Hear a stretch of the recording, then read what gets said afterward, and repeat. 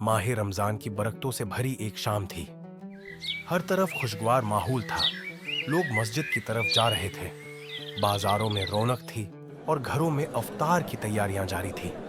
दो मासूम बच्चे, हुस्न और ज़ेद, एक खूबसूरत मस्जिद के करीब खड़े बातें कर रहे थे।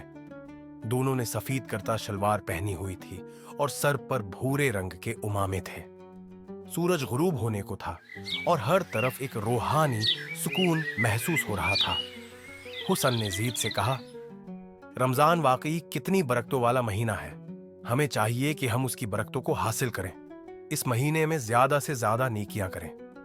ज़ीद ने मुस्कुराते हुए जवाब दिया, हाँ, अल्लाह ताली फरमाते हैं, रमजान वो महीना है जिसमें कुरान नाजिल किया गया, जो लोगों के लिए हदायत है और हक व बातिल को वाज़ेह करने वाला है।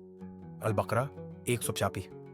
ये सुनकर हुसन ने कहा, हमें रोजा रखने के साथ साथ दूसरों की मदद भी करनी चाहिए, जैसे नबी करीम सल्लल्लाहु अलैहि वसल्लम ने फरमाया, जो शख्स किसी रोजादार को इफ्तार कराए उसे रोजेदार जितना सवाब मिलेगा, बगैर उसके कि रोजेदार के अज्र में कोई कमी हो।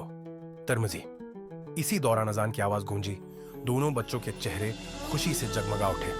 वो तेजी से मस्जिद की तरफ बढ़े ताकि मगरिब की नमाज अदा कर सके। मस्जिद रोशनियों से जगमगा रही थी और हर तरफ एक खास रूहानी कैफियत तारी थी। यही रमजान का हकीकी पैगाम है, बरकतें समेटना, दूसरों के साथ मोहब्बत बांटना और अल्लाह के करीब होना।